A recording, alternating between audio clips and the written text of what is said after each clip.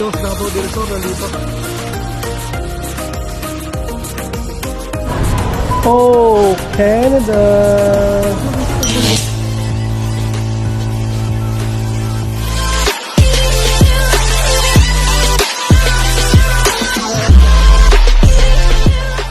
Ayan, gusto ko lang, ano pala mga pa, no? Gusto ko lang palang i-topic dito, no, sa mga... Kasi marami ako nang babasa mga par, no? Doon sa mga, sa Facebook, no, sa mga comment, maraming nagtatanong, no, na paano ba mag-Canada, no? Gusto nila mag-Canada, gusto nila subukan. Sa mga student din, may nagtatanong din doon sa group na sinilihan ko mga par, no, ano bang proseso, no? Ano bang mga kailangan, no? Magkano bang pera ang kailangan, no? So maraming nagtatanong mga par na sa mga ganyang bagay-bagay, no? So may mga sumasagot naman doon mga iba nating kababayan sa group na sinalihan ko mga par. At siyempre gusto ko rin mag-share, no, ng aking karanasan dahil nga yan nga, matagal na tayo rito, no? Medyo ano na tayo rito mga par, nakailang buwan na tayo, magdadalawang taon na rin tayo dito. So gusto ko lang ma-share din yung aking karanasan, yung aming karanasan mga par, no, dito sa Canada. At ayun, yung iba na-share ko na rin sa ibang vlog ko mga par, no? Pero ginawan ko na lang ng content ito mga par, no? Para may makapanood, no? Sana maabot ng ating mga ibang kababayan na gusto mag-Canada o yung mga nandito na sa Canada mga par, at may idadagdag kayo dyan sa comment section, no, na hindi ko nabanggit, no? Pwede kayong mag-comment dyan mga par sa baba, no? Para mabasa rin ng ating mga ibang kababayan, no? And kahit paano naman may nanonood naman sa atin mga par, no? And yun, sana may share nila, no, para malaman din ng iba nating kababayan, no, kung ano mga kailangan din sa sariling karanasan namin. So hindi ko po alam yung sa iba, no. Kaya nga pag may alam kayo mga par at nanonood kayo at may experience kayo mga par, pwede kayo mag-comment dyan sa baba, no, para mabasa natin at may share din natin mga par, no. Dahil yung ibang kababayan natin mga par hindi naman nagpa-vlog, no. So tayo lang yung may kumbaga may ano na mag-video, no, at may post, no, at sana makita ng iba mga par. I-anonymous lang natin yung ano mga par, no, huwag lang natin banggitin, no, yung kanyang pangalan. Pero ang tanong niya kasi mga par is yun nga, may ano bang mga trabaho ang kailangan rito, ano bang ilang taon bang experience, no. Meron pa nga nagtanong doon anong mga agency, no. So hindi na tayo magbabanggit ng agency mga par dahil wala naman akong karanasan dyan, no. Yun, doon sa trabaho mga par, no, so dito lang sa Canada, no, ang may share ko dyan mga par ay yung mga trades talaga, no, ano ang trades dito, no. Yun, karamihan naman ang pumupunta rito mga par kahit maganda yung trabaho sa Pilipinas, meron siyang yung baga mga engineer sa Pilipinas, so dumadaan din talaga sa ano mga par, no, sa ibang trabaho pagdating dito mga par, no. Sabi nga nila halos lahat ng Pilipino rito, no, ay talagang humawak ng walis, no. Kumbaga halos lahat mga par, no, na dumaan sa yung panimulang trabaho, no, yung mga minimum job dito, no, cleaner, warehouse, no, yan yung karamihan mga par. Karamihan dumaan doon sa trabaho na yun mga par, no. Swerte mo na kung hindi ka dumaan doon, no. So ayun, para sa akin mga par, ang napansin ko lang dito mga par, no, ay mga trades talaga, no. So kanina nga nag-live din ako.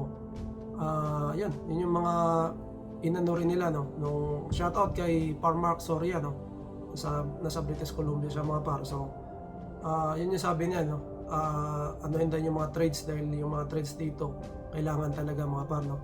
So ayun, kung nasa Pilipinas kayo, kung may mga experience kayo, pinaka-importante mga par, no, banggitin na natin, no, ayan, mga mekaniko, no, mechanic, no, auto mechanic, mga bootser, welder, truck driver, yan yung mga kailangan dito mga par. Ang mga plumber, electrician, no, mga kailangan din dito. Hindi ko lang alam mga par, no, kung anong agency yung nagpapaano dyan sa Pilipinas, pero marami mga par, no, nagpapalis dyan sa Pilipinas. Kailangan nyo na talagang siguro mag-research kayo o puntahan nyo yung mga agency, no, tanungin. Pero syempre siguraduhin nyo munang legit mga par, no, dahil mahirap, no, mahirap umano sa mga agency na hindi naman talaga legit, no. So ako mga par, wala akong alam sa agency no, patungkol dito sa papunta sa Canada, no. Pero kung tatanungin niyo yung mga pagbabarko, yun meron akong alam mga par, no. Pero papunta sa Canada, agency na mga ano, wala akong alam mga par, no. So yun lang, sinare ko mga par, no, dahil yun lang din ang alam ko. Yung mga trades talaga kailangan, yung mga binanggit ko doon. Maraming mga par, no, na nakapasok dito mga kababayan natin tulad ng welders, no, boatser, yun yung marami mga par. Pero sa ngayon kasi medyo naghihigpit sila. Pero yun, kung ako sa inyo mga par, no, kumuha muna kayo ng experience dyan sa Pilipinas habang nag-a-apply. Yun yung maganda mga par, no. Ayun yung hanapin nyo, yung mga binanggit ko, no. Tapos mag-experience kayo dyan, no, habang nag-a-apply sa mga agency. Yun nga, kailangan kang piliin na employer, no. So hindi lang naman dito sa Canada mga par, marami ding ibang bansa na mga kailangan yan, no. So yun, dito sa Canada, yun yung alam ko ng mga trades na kailangan nila rito mga par, no. Study visa yung pathway mo mga par, so marami kang ano dyan, no. Siyempre yung background mo sa school, yung experience mo, kung ano bang magandang kunin, no. Dito sa Canada, no, kasi may mga ano na rin sila rito ngayon mga par, yung mga trabaho na kailangan talaga rito. So dapat yun yung alamin mo para yun yung kunin mo, no, punta rito. So ang ano ko lang mga part, may suggest ko lang, no, mga healthcare talaga, no. Ang mga healthcare hindi nalalaos talaga mga par. So laging nandyan, no, healthcare, no. Siyempre bago kayo kumuha ng program mga par or course na gusto nyo kunin dito sa Canada, so i-research nyo talaga mga par, no. Tingnan nyo kung ano yung sa course nyo, sa program nyo, kung kailangan talaga siya rito. Dahil hindi lang naman doon sa pagkuha nyo ng program mga par mag-umpisa, no. Kasi dapat naka-align siya hanggang sa PR mga par, no. Hanggang sa PR dapat pag natapos ka, mayroon kang trabaho mong kukuha, tapos madali siyang ma-PR, no. Although pabago-bago yung rules mga par, no, pero yun, may mga nakalabas na kasing mga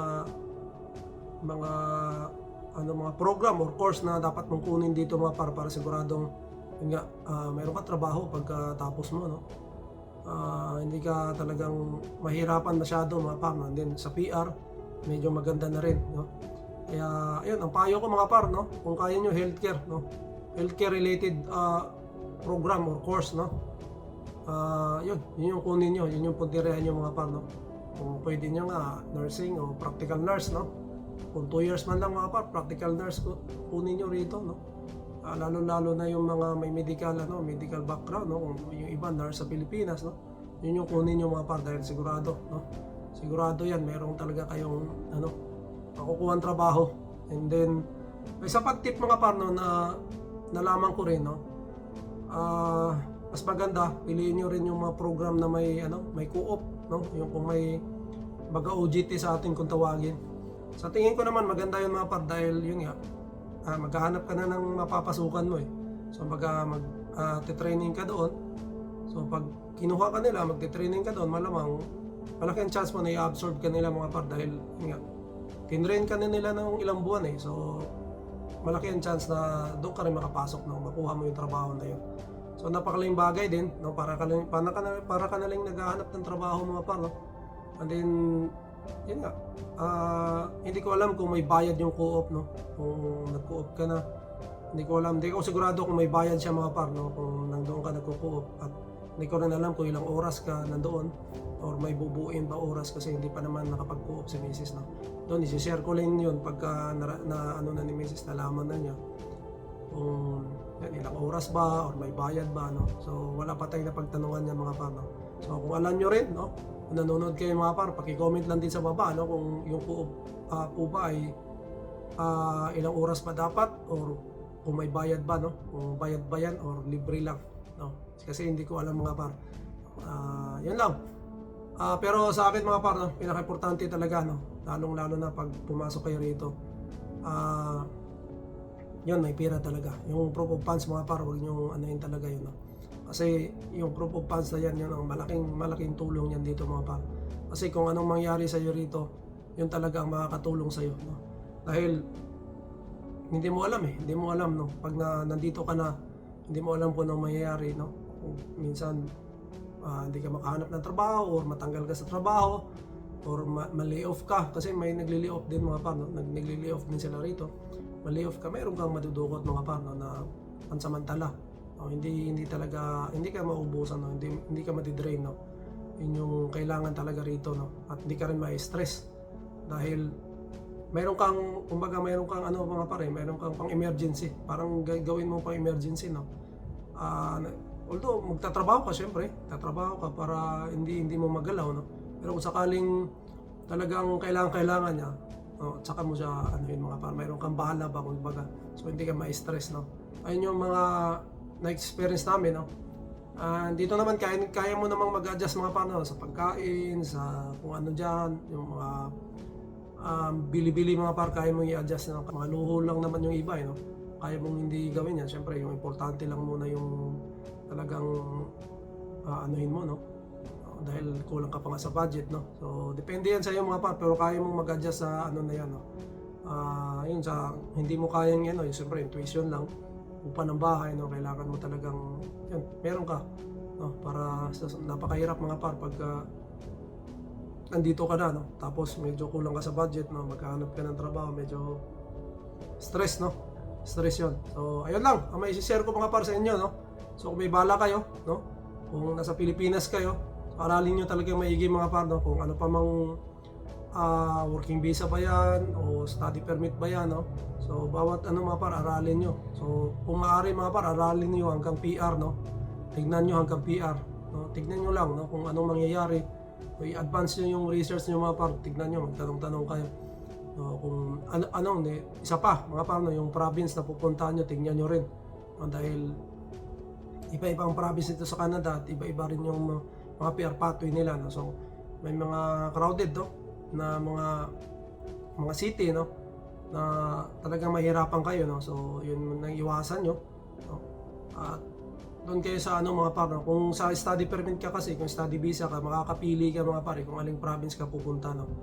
So pero yung working visa or kung LAMIA, no? Parang hindi ka yata makakapili noon dahil yung agency yung maglalagay sa'yo kung saan kayo ano. So kung saan kayo lalagay, doon ka mga par. Pero yung study visa mga par, makakapili ka kung saan province, no? At iba-ibang province, iba-iba rin yung cost of living, no? So tignan nyo na lang mga par, no? I-adjust nyo lang doon kung saan kayo maswak sa inyo, no? So yun lang mga par, no? Maraming salamat, at sana may na-share tayo kahit papaano sa inyo. Tanong dyan sa baba mga par, pantukol sa mga study visa, may kaunting alam din tayo dyan, no? Kahit papaano, no? Sa experience lang namin, no? I-share namin. So ayun lang mga par. So siguro dito ko muna tatapusin ang aking vlog mga par, no? Shoutout sa inyong lahat. Shoutout Kabayan Pedro Roque and Boss Elmer, shoutout, no? And shoutout sa mga lahat ng kaibigan natin na sa US, no? Shoutout sa inyo, and dito sa Canada, shoutout po. Maraming salamat sa suporta. Siyempre yung mga nasa Pilipinas nanonood sa atin, no? Shoutout po sa inyong lahat. Maraming salamat po sa inyo. And siguro mga par, dito ko muna tatapusin ang aking vlog. To God be all the glory. We'll see you in the next one. Bye!